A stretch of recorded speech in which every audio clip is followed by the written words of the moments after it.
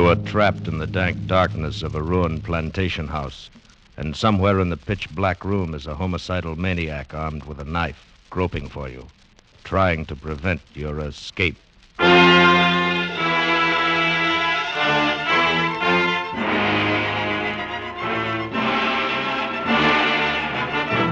Escape, produced by William N. Robeson, directed tonight by Richard Sanville, and carefully plotted to free you from the four walls of today for a half hour of high adventure. Tonight we escape to a deserted sandpit off the coast of Georgia, where terror stalks under the Spanish moss, as Joseph Hergesheimer tells it in Wild Oranges.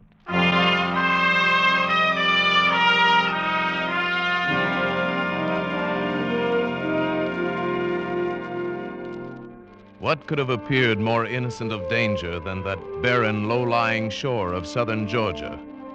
What could have seemed less laden with terror than that lovely little cove, so tranquil and well-sheltered, so warmly bathed in late afternoon sun as we dropped the anchor of our ketch and prepared our mooring?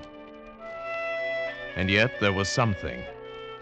First, it was an odor of a grove of wild orange trees in late bloom, growing defiantly amid the tangled undergrowth of the shore. The scent was strong and exotic and heady, and as I smelled it, I felt a vague uneasiness. Then as I watched the shore and Halvard, sole member of my crew, furled the sails, the mirror of the cove was shattered by a movement. First I thought it was a fish leaping and playing in the water. It came round a spit of land from an inner bay, and then Halvard was beside me. That's queer, sir. Huh? I would have bet there was nobody within miles of here. But there's someone swimming. Oh? Yes. It's a girl. Aye. She'll be surprised when she discovers us, no doubt. And embarrassed. Oh, she swims well, doesn't she? As if she's been born in the water. Yeah, that she's seen us. Yes. Now she's running away. That sprint would win an Olympic race. Wonder what she's doing here, where she comes from. Perhaps there. Where? Through the trees, there's a house. You can hardly see it. I spotted it a moment ago. Oh, yes, so there is. Oh, but it's a ruin. It's rotting away. No one could have lived in that since the Civil War. Well, there may be others back there. Yes, but this coast is deserted. Marked as swamp on the chart. Well, I don't know, sir. It's strange. Very strange. Yes, it was strange. And stranger still was this vague uneasiness I felt. As twilight fell, the aroma of the wild oranges was overpowering. Suddenly, without knowing why, I slipped on a jacket, went to the side and dropped into the tender. Halvard stood by to cast off. He asked no questions, and I said nothing. What could I say? I didn't know myself why I was going. I pulled the tender up on the soft sand of the beach and walked up a dim path through the orange grove. The scent of the blossoms was full of such wild sweetness that I picked an orange and tasted it. It was bitter, but of a pungence that was new and rare and strangely delicious. The dim moonlight only accentuated the ruin of the house. There were other smaller, ramshackle buildings scattered about, overgrown with weeds and creeping vines. This had once been a great plantation. Now it lay still and lifeless. Then I saw the light. Round the side were a smaller portico held off the weeds. A single doorway was framed in the pale light of an inner lamp. As I approached, I saw a shadow move across it, so swiftly, so furtively, that it was gone before I realized it had been a man.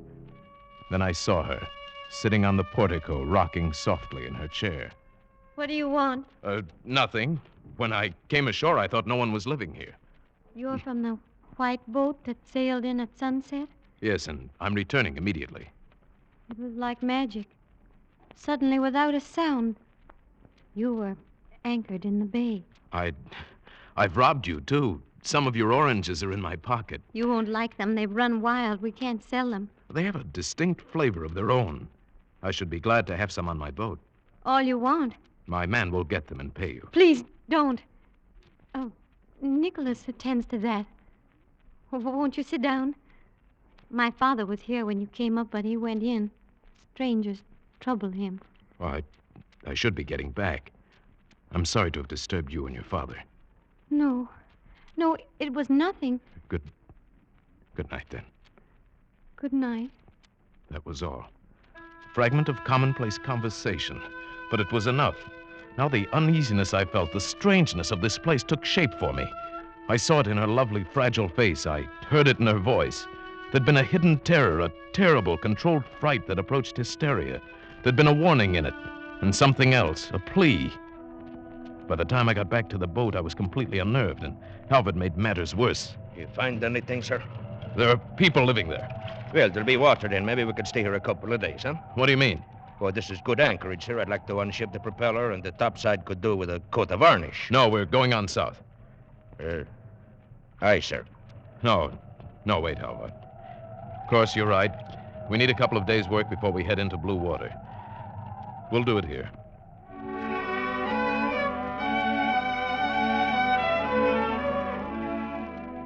And so we stayed. In the light of morning, the strange dread I'd felt seemed foolish, and especially when I went ashore and found the girl looking young and fresh and fragile, fishing off the little pier in the inner bay. She had a pathetic little rod and line, so I got our tackle from the boat and landed a big rockfish for her, enough for several dinners. We were carrying the fish to the house when we came on a pale, thin ghost of a man sitting on the portico. He started a swift retreat, but too late. Father, wait. This is my father, Litchfield Stope. How do you do, sir? Millie, you all know I can't. Strangers, they... Father, you must manage yourself better. You know I wouldn't bring anyone to the house who would hurt us.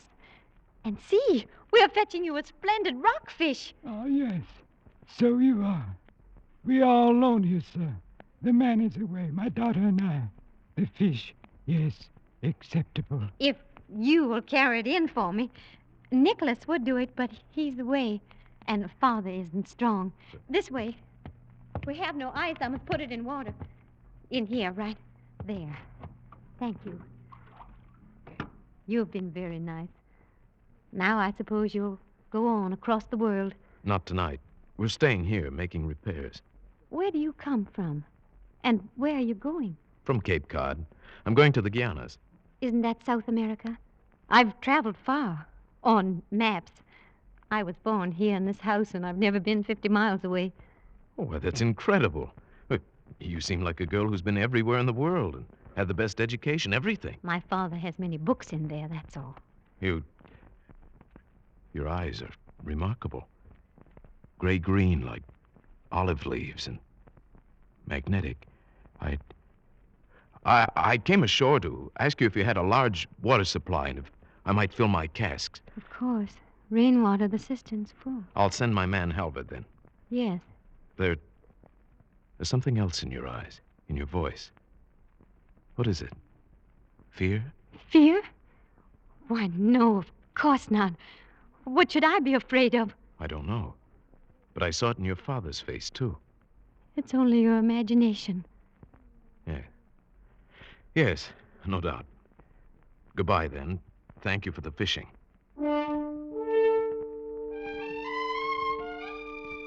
Strange how this girl should upset me so. I tried to resist, but that evening I found myself going back to her. Tying the tender to the little pier, I watched as she came to meet me. I'm glad you came. The fish waited... Oh, don't tell me. I'd rather not know. I might be tempted to mention it in the future, and I'm sure it would sound like a fish story. But it was imposing. Nicholas waited. He's our man. He's back. Let's stay here, by the sea. It's so lovely in the moonlight. All right. Oh, it is nice here. I lied to you today about fear. I suppose I am afraid. I suppose my father has passed some of his fear on to me. Why is he afraid? Well, that's a long story, going back to the First War. Please tell me. Well, he was a young man then, and he didn't go to war. It wasn't that he was a coward exactly. He just couldn't adjust to it mentally. People mocked him, laughed at him, and threatened him. That's when a sort of perpetual fear started. He ran away. He met my mother and married her. They came here. None of us has ever left this lonely place. Never will, perhaps. Your mother? She's dead. Loneliness killed her. Perhaps it's no wonder that I sound timid or afraid. Perhaps I am. Aren't you lonely, too? I don't know anything else. But what about you? Who are you that you go sailing about the world with only your sailor for company? Oh, I'm nobody. My name is John Woolfolk. And you do nothing but sail about the world? Nothing. Why? Well, let's say I don't like modern society. Let's say I don't like entanglements. I see. Oh, I didn't mean... You needn't apologize. I envy you your freedom. I sit here a great deal and watch the ships far out there on their water roads. You are enviable, sailing where you like, safe and free. Safe and free. There is something more than you've told me. More behind this fear in your voice. No, But perhaps I can help. no, please. What's that? It's Nicholas! Blowing on the conch. I've got to go in. I'll come with you. No, please. No, don't come. You'll be going soon. Tomorrow, perhaps. Then, goodbye. Goodbye.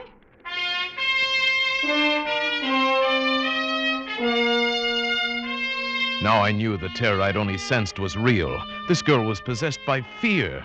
This house held some terrible secret. What could it be? Next morning, Halvard suggested we repaint the engines, and I agreed. We'd stay another day or two.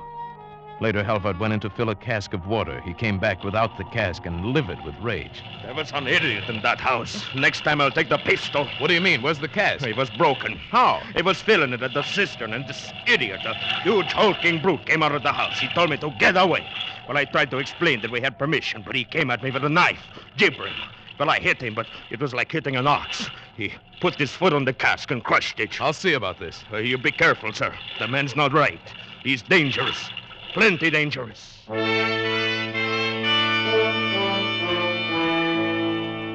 I went ashore and around to the back door of the house. Millie wasn't in sight, and when I knocked, a lumbering giant with pig-like eyes came to the door. What do you want? I take it you're Nicholas, the man who broke my water cask. It was full of all water. I'm not going to argue with you. I came ashore to instruct you to keep your hands off my property and my sailor. Oh, let our water be. I told you I wouldn't discuss the matter. I don't have to justify myself to you. Just remember, keep your hands Don't off. get me started. What do you mean, Listen, started? Here, don't get me started. Mind, I warned you. Don't put get me down that started. knife. Go away now. Don't get me started. Stand Go back. away. Don't get me started. I'm telling you. Nicholas, stop. What is this? What's the matter? Nothing. Nicholas and I have had a little misunderstanding, that's all. It's nothing to worry about. Nothing to worry about, I said. But when I got back to the boat, I couldn't help asking myself why I'd left her with that brute. I just about made up my mind to go ashore again to check up when I saw her waving on the beach. She wanted to visit the boat. I went and got her. There was no hint of terror in her face now, just shining, girlish wonderment at the polished metal and the gleaming wood of the ketch. I offered to take her for a sail, and her face lighted up like a child's.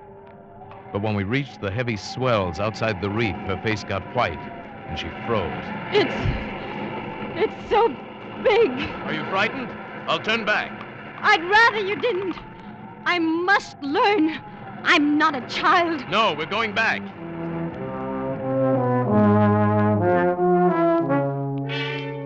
Before we got to the anchorage, her panic was almost out of control. But safely moored once more, she calmed slowly and said, How strange. To be forced back to this place I loathe by my own cowardice. It's not cowardice. The sea is frightening to those unused to it. Come, you must forget it now. Halvard will have tea for us in a moment. How do you like our boat? It's quite wonderful. Have you nothing else to care for? No place or people on land? None. And you're satisfied? Hardly. All the things most men value were taken from me in an instant. Can you talk about it? Why, I haven't for 12 years. Not to anybody, but now, yes, I think I can. You see, we were just married. Only a few days, and we were very, very happy. Then, in one instant, she was dead. It was a silly, stupid accident thrown from a horse, without rhyme or reason. So you left everything, taking your revenge on the world. You could put it that way, I suppose. I simply don't want to take a second chance to become involved and be hurt. But that's living. To be hurt. Do you think you can escape so easily? I don't know. Oh! I must go. Father will be waiting. Why so suddenly? There's... Oh, yes, I see. That's Nicholas on the beach looking out here, isn't it? Yes, dinner will be ready. Why do you have a servant like that? That man's dangerous. You mustn't say that. Please don't. Just take me in, please.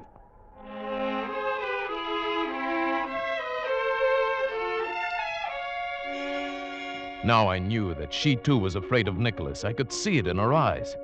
Why then did I let her go to him? I don't know. I was confused, I guess.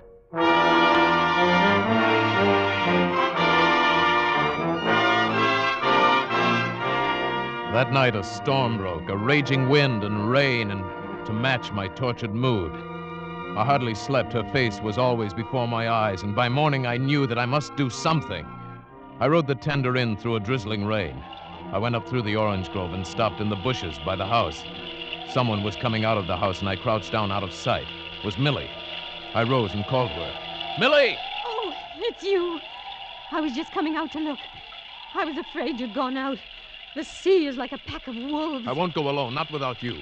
What are you saying? That's madness. No, I've got to talk to you, Millie. There's a lot that needs explaining. Things that I have a right to know. No, not here. Come. She led me into one of the smaller ruined buildings, what must have been a store in the days of the Great Plantation. We crouched far back in the dripping shadows of a corner. Now. Millie, I love you. For the first time in 12 years, I'm living again, and I love you. I know nothing of love. It's easily learned. Well, perhaps if things were different, someplace else, I might care very much. Then I'm going to take you away someplace else, make things different, give you the chance. No, it's too late. You came too late. Why, Millie? Why? What is it? What is it you fear? Nicholas. Oh, he's nothing. Nothing to be afraid of.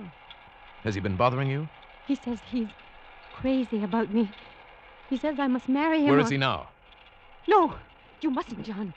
Something frightful would happen. Not frightful, just unfortunate for Nicholas. You don't understand. He's not human. There's something about him. What about him? He came here in April.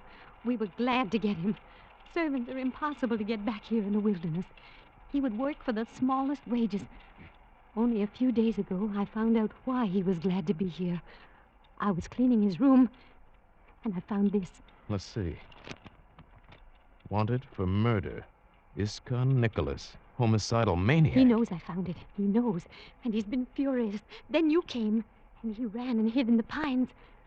But he told me if I spoke about it, then it would happen to me. And if I left with you, it would happen to Father. You see, he thinks I'm in love with you. He told me to send you away. He said you must leave today. Millie, I should have realized. He says I must not be away for longer than an hour. I must go. Look, Millie, it'll take us a couple of hours to get the boat ready. I'll come for you tonight at 8. Now, tell him you saw me and I promised to go. And act quietly. Say you've been upset. You'll give him his answer tomorrow. Then at 8, bring your father and walk out to the wharf. That's all. But do it without hesitation or preparation. Oh, don't let him hurt us. Oh, please don't. Not now. He's finished, Millie. But do as I say. It won't be long, hardly 3 hours. And then, freedom.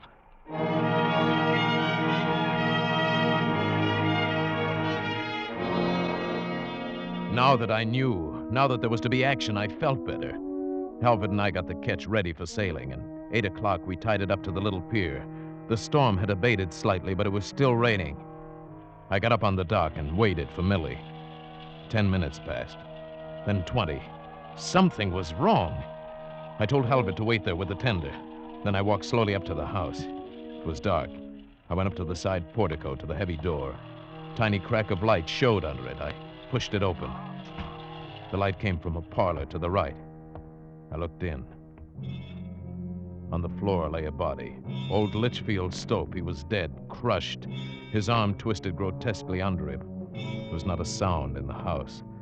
Slowly I walked through the downstairs rooms. Nothing. Then back in the hall I heard a slight creak. Upstairs, someone had moved. Was it Millie, alive? Or Nicholas, lying in wait? I groped slowly up the stairs. I dared not use my flashlight. It would have made me a target for his knife.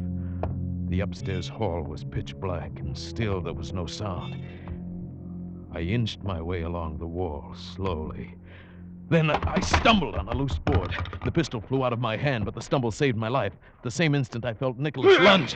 Heard the knife sing past my ear and thud into the wall. Felt his great bulk smashing on my shoulders. My gun was somewhere on the dark floor. His knife was embedded in the wall. Now we were grappling hand to hand, rolling on the floor, kicking, tearing, gouging, crushing. My strength and wit against the massive bulk of a maniacal killer. How many minutes did that unequal struggle last? I don't know. It seemed an hour.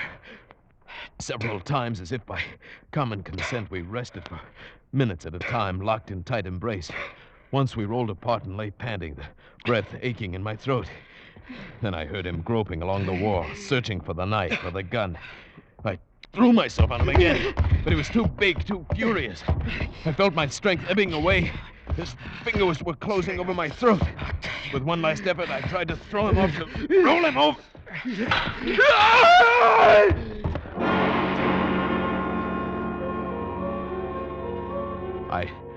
I staggered dazedly to my feet and looked up.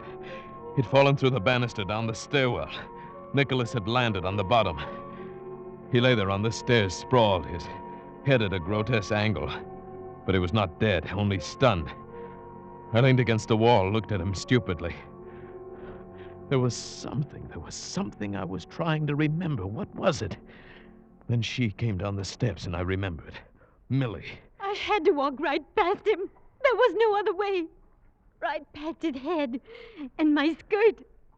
I think we better go away. It's quite impossible here with him in the hall where you have to pass so close. Millie, yes, we'll leave at once. I must tell you about my father. You know, in Virginia, the women tied an apron on the door because he would not go to war, and that preyed on his mind, and he was afraid of the slightest thing. Yes, I know, but we must go. Things upset him so. He had no strength. To hear her And talk he- like he this, like a hasn't sick ever been child, was strong. almost more In than the I could first bear. place, I don't But think now I he heard was as something. strong as a little Nicholas boy. had gotten up. He stood there and But stared he for a didn't moment better. at us. Then he started slowly up the stairs. He was going for the Then knife. this little thing upset him. Millie, we've got to go. I was to meet a man. We were going away someplace where it'd be peaceful. He said at 8 o'clock. But Nicholas suspected, you see. He asked why Father had put on his heavy winter clothes. Then when I tried to go out, he pushed me. Millie. And do you know what Father did then? He came up and he said, "Don't do that. Take your hands off my daughter." His lips shook a little, but he said it. That's the important thing. Yes, of course. Your father was a brave man after all. Now come, that man is waiting for you. There's no time to lose. Father said, "Take your hands off my daughter." Nicholas killed him, of course. Crushed him like a little mosquito. But it was a brave thing to do. I couldn't wait any longer. I had to risk whatever injury it might do to her mind. I could hear Nicholas coming back. I swept her up in my arms and carried her out into the night, down the path to the little pier. Behind me, I could hear Nicholas crashing through the brush like a giant animal in pursuit. Are you all right, sir? Yes, about done in, but all right. Here, help me get her in the boat. Yes, sir. There. Somebody's coming. It's Nicholas. He's got a knife. Good. They wanted to get back at him. You get in, sir. I'll take care of him. Calvert went to intercept Nicholas on the path. I heard them meet and struggle for a moment. Then a stooped figure came walking slowly onto the pier. I prepared to shove the boat out into the water, and then... All right, sir. It's me. Oh, Halbert. Where's Nicholas? They stopped him. He was all pumped out. Are you hurt? No, just a scratch. I missed his knife at first in the dark. It's nothing. Good. Let's get away from here, then. I held Millie in my arms as Halbert rowed to the ketch erratically, I suppose, because of the storm. We were ready to cast off in 2 minutes. The last obstacle would be the narrow passing out of the cove. In this storm, it would be dangerous, very dangerous. I started to take Millie into the cabin. No! There's Nicholas! In the doorway! Nonsense. Nicholas is dead. You're on my boat, Millie. You're safe, Millie. Safe? With John Woolfolk? I am John Woolfolk.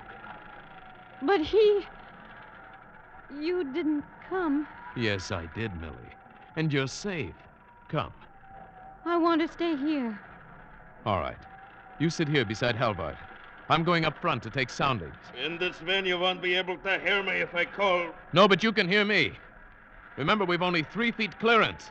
You'll have to hold it steady through the passage. Oh, I'll manage it. Halvard, this is no time for pretense. How do you feel? All right. I've taken knives before. Just to scratch. All right, we'll fix it as soon as we get outside. Now let's go. Turn over the engines. Pull up anchor.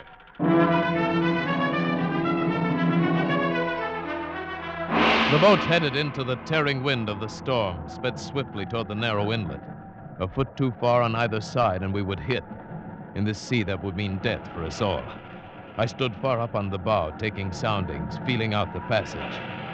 Fore! The howling wind carried my call back to Halvard. The boat veered. I realized he must have lost a lot of blood. Halvard! Halvard, steady her! Slowly, haltingly, it came around. 3.5! Steady now! But it was anything but steady. The boat wavered and swung as if an amateur hand were on the wheel. In a moment, we might hit. 3.25! We were in the passage. Hold steady, Halvard! Steady! For just another moment. Just one moment. 3.5! We're through! Good boy, Halvard!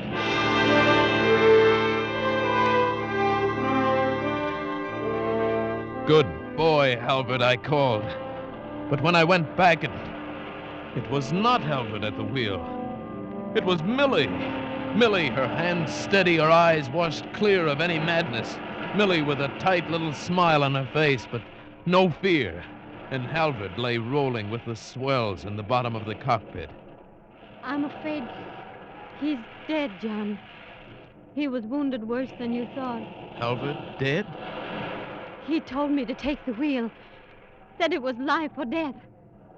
Then he slid down like that. When? When was this? Back there in the passage, just when you said 3.5. I'm afraid I wasn't very good, but I held on. Oh, Millie, you were wonderful. No, not yet. But I'll learn, John. I'll learn.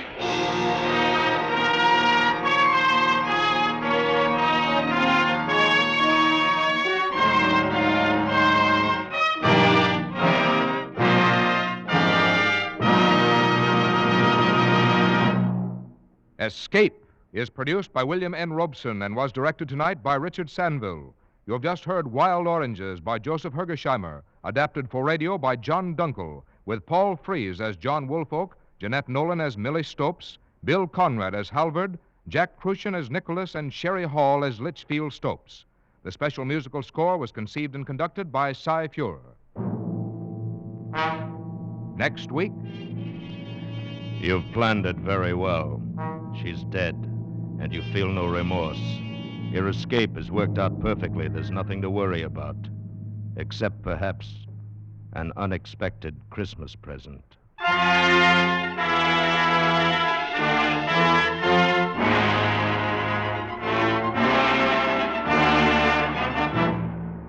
Next week, we escape with John Collier's grim story, Back for Christmas.